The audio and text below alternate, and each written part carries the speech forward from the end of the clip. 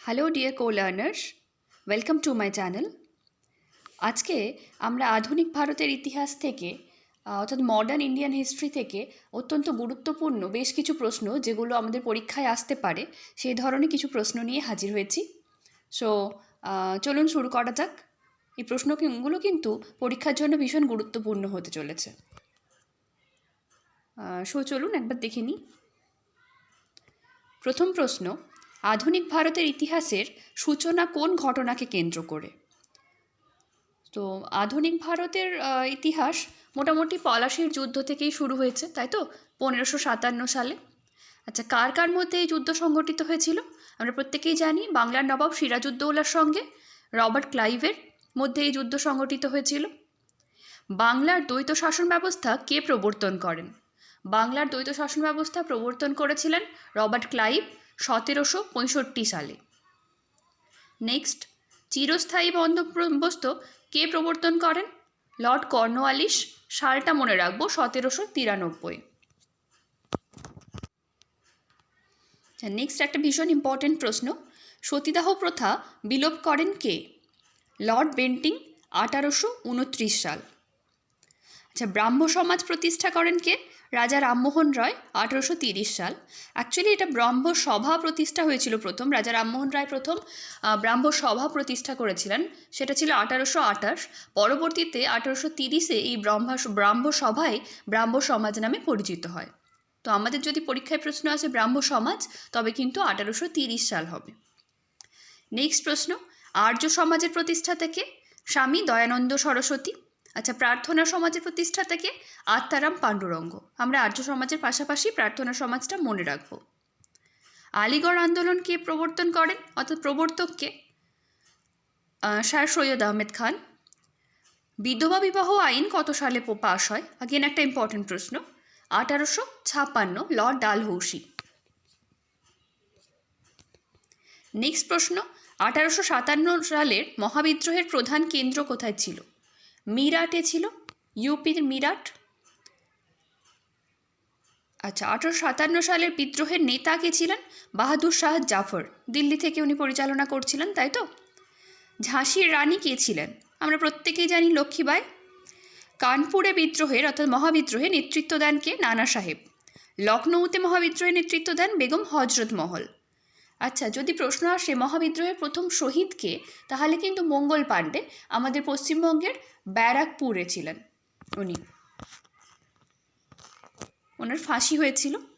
Next প্রশ্ন দেখব, ভারতীয় জাতীয় কংগ্রেস কত সালে প্রতিষ্ঠা হয়? ভারতের জাতীয় কংগ্রেস প্রতিষ্ঠা হয় 1885 সালের বোম্বাইতে গোকুলদাস তেজপাল সংস্কৃত কলেজের হলে, তাই তো? প্রথম অধিবেশন বসেছিল 28 থেকে 30 ডিসেম্বর। আচ্ছা, প্রথম সভাপতি কে ছিলেন? WC ব্যানার্জি, অর্থাৎ উমেশচন্দ্র ব্যানার্জি। বঙ্গভঙ্গ কত সালে হয়? বঙ্গভঙ্গ হয় 1905 সালে। লর্ড কার্জন ছিলেন এই সময়। বঙ্গভঙ্গ রদ হয় 1911 সালে, সেই সময় দ্বিতীয় হার্ডিঞ্জ ছিলেন গভর্নর।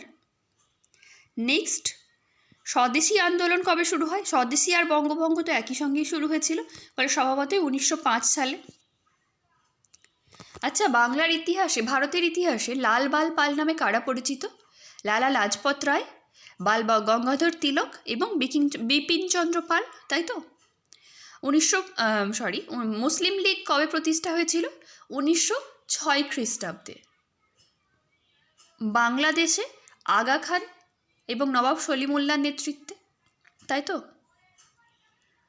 নেক্সট, দিল্লি দরবার কবে অনুষ্ঠিত হয়? দিল্লি দরবার 1911 সালে অনুষ্ঠিত হয়। আচ্ছা, এই প্রসঙ্গে বলে রাখি, 1911 সালে কিন্তু ভারতের রাজধানী কলকাতা থেকে দিল্লিতে স্থানান্তরিতও হয়। এই সময় গভর্নর ছিলেন দ্বিতীয় হার্ডিঞ্জ। গান্ধীজি ভারতে ফিরে আসেন কবে? 1915 সালে। আফ্রিকা থেকে উনি ফিরে আসেন, তাই তো?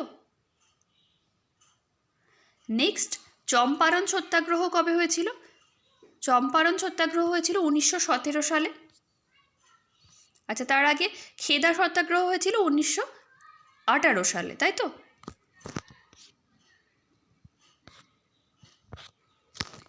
রাওলাট আইন কবে পাশ হয়?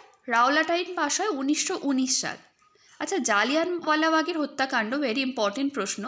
এটা 1919 সালে হয়েছিল। এটা পাঞ্জাবের অমৃতসরে হয়েছিল। আর 13ই এপ্রিল 1919 জালিয়ানওয়ালাবাগের হত্যাকাণ্ড কিন্তু ঘটেছিল। আচ্ছা, গুলি কে চালান? জেনারেল ও ডায়ারের নেতৃত্বে জেনারেল আর ডায়ার এখানে কিন্তু গুলি চালিয়েছিলেন। এগুলো সমস্ত প্রশ্নে পরীক্ষায় আসে। WBSSC গ্রুপ সি এবং ডি এর জন্য ঠিক এতটা জরুরি নয়, এতটা ডিপে যাওয়ার দরকার নেই, তাই আমি দিইনি। তবে এগুলো একটু মাথায় রাখবেন। 13ই এপ্রিল 1919 পাঞ্জাবের অমৃতসরে জালিয়ানওয়ালাবাগের হত্যাকাণ্ড ঘটেছিল এবং জেনারেল ও ডায়ারের নেতৃত্বে জেনারেল আর ডায়ার গুলি চালিয়েছিলেন। এবং এই ঘটনার প্রতিবাদেই রবীন্দ্রনাথ ঠাকুর কিন্তু নাইটহুড উপাধি ত্যাগ করেছিলেন, সেটাও আমরা একটু মনে রাখব। অসহযোগ আন্দোলন শুরু হয়েছিল 1920 সালে এবং স্থগিত হয়েছিল, প্রত্যাহার করে নেওয়া হয়েছিল। গান্ধীজি প্রত্যাহার করে নিয়েছিলেন 1922 সালে। কেন? চৌরি চৌরা ঘটনার জন্য, তাই তো? চৌরি চৌরা গ্রামে, উত্তরপ্রদেশের চৌরি চৌরা গ্রামে থানা ঘেরাও করে পুলিশদের পুড়িয়ে মারা হয়েছিল, ব্রিটিশ পুলিশদের। সেই ঘটনার প্রতিবাদে গান্ধীজি অসহযোগ আন্দোলন প্রত্যাহার করে নেন 1922 সাল। সাইমন কমিশন কবে ভারতে আসে? সাইমন কমিশন ভারতে আসে 1928 সালে। নেক্সট, ডান্ডি অভিযান কবে শুরু হয়? 1930 সালে। ডান্ডি অভিযান থেকেই তো আইন অমান্য আন্দোলন শুরু হয়েছিল, তাই তো? ডান্ডি মার্চ করে, সবরমতী আশ্রম থেকে ডান্ডি মার্চ করে লবণ তৈরি করার মাধ্যমে আইন ভাঙা হয়েছিল। বেশ, আইন অমান্য আন্দোলন শুরু হয় আমরা জানি 1930। আচ্ছা, এটা ইরউইন হবে না, গান্ধী আরউইন চুক্তি কবে স্বাক্ষরিত হয়? 1931 সালে। গোল টেবিল সম্মেলন কবে অনুষ্ঠিত হয়? বলে রাখি, 3টে পরপর গোল টেবিল বৈঠক হয়েছিল, পরপর 3টে সালে, 1930, 31 এবং 32, 3টে সালে। ভারত শাসন আইন কবে পাশ হয়? 1935 সালে। কংগ্রেস মন্ত্রিসভা গঠিত হয় কবে? 1937। ফরওয়ার্ড ব্লক প্রতিষ্ঠা করেন কে? আমরা প্রত্যেকে জানি সুভাষচন্দ্র বসু, নেতাজি সুভাষচন্দ্র বসু 1939 সালে ফরওয়ার্ড ব্লক প্রতিষ্ঠা করেন। ভারত ছাড়ো আন্দোলন কবে শুরু হয়? 1942 সালে 8ই আগস্ট রেজলিউশন পাস হয়েছিল, তাই তো? এই জন্য এই আন্দোলনকে অগস্ট আন্দোলনও বলা হয়ে থাকে। আজাদ হিন্দ ফৌজের প্রতিষ্ঠাতা কে ছিলেন? আচ্ছা, এখানে একটু কনফ্লিক্ট আছে। আমরা অনেক ক্ষেত্রেই দেখতে পারি নেতাজি সুভাষচন্দ্র বসু। যদিও অপশানে নেতাজি সুভাষচন্দ্র বসু থাকে, রাসবিহারী বসু না থাকে, তবে আমরা নেতাজিতে টিক করব। কিন্তু যদি রাসবিহারী বসু থাকে তাহলে কিন্তু আমরা রাসবিহারী বসুতে টিক করব। কেন? আজাদ হিন্দ ফৌজের সঙ্গে নেতাজির নাম জড়িত ঠিকই, কিন্তু প্রথম আজাদ হিন্দ ফৌজ গঠন করেন রাসবিহারী বসু 1942 সালে। পরবর্তীতে 1943 সালে নেতাজি সুভাষচন্দ্র বসু হাবিবুর রহমানের সঙ্গে ডুবোজাহাজে করে জার্মানি পৌঁছান এবং 1943 সালে তিনি এটির দায়িত্ব নেন, আজাদ হিন্দ ফৌজের দায়িত্ব নেন। কেমন? ক্যাবিনেট মিশন ভারতে কবে আসে? ক্যাবিনেট মিশন এসেছিল 1946 সালে, 46 সালে সরি, এবং ক্রিপস মিশন ভারতে এসেছিল 1942 সালে। আমরা মনে রাখবো। অন্তর্বর্তীকালীন সরকার অর্থাৎ ইন্টারিম গভর্নমেন্ট কবে গঠিত হয়েছিল? 1946। ভারত স্বাধীনতা লাভ করে কবে? খুব বেসিক প্রশ্ন মনে হচ্ছে, তাই তো? আসতেই পারে, হয়তো গ্রুপ ডি এর পরীক্ষায় এসে গেল। 15ই আগস্ট 1947। ভারতের প্রথম প্রধানমন্ত্রী কে ছিলেন? স্বাধীন ভারতের প্রথম প্রধানমন্ত্রী ছিলেন জওহরলাল নেহেরু এবং শেষ ভাইসরয় কে ছিলেন? Lord Mountbatten. আচ্ছা, যদি প্রশ্ন করা হয় স্বাধীন ভারতের শেষ ভাইসরয় বা ভারতের প্রথম ভারতীয় ভাইসরয় কে ছিলেন, তাহলে আমরা বলবো রাজা গোপালাচারী, চক্রবর্তী রাজা গোপালাচারী, তাই তো? নেক্সট, ভারতীয় সংবিধান কার্যকর করা হয় কবে? 26শে জানুয়ারি 1950। সংবিধান প্রণয়ন সমিতির সভাপতি কে ছিলেন? Doctor Ambedkar, doctor BR Ambedkar. জাতীয় সঙ্গীত রচনা করেন কে? রবীন্দ্রনাথ ঠাকুর। জাতীয় সঙ্গীত প্রথম গাওয়া হয় কবে?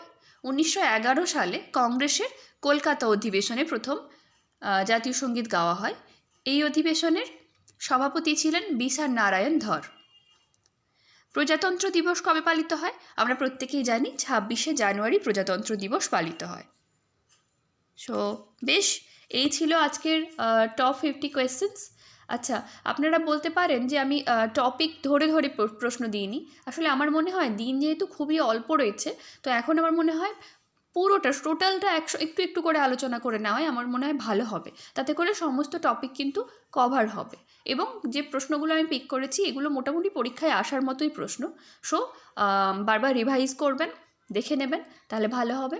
Thank you so much for watching my video. Thank you.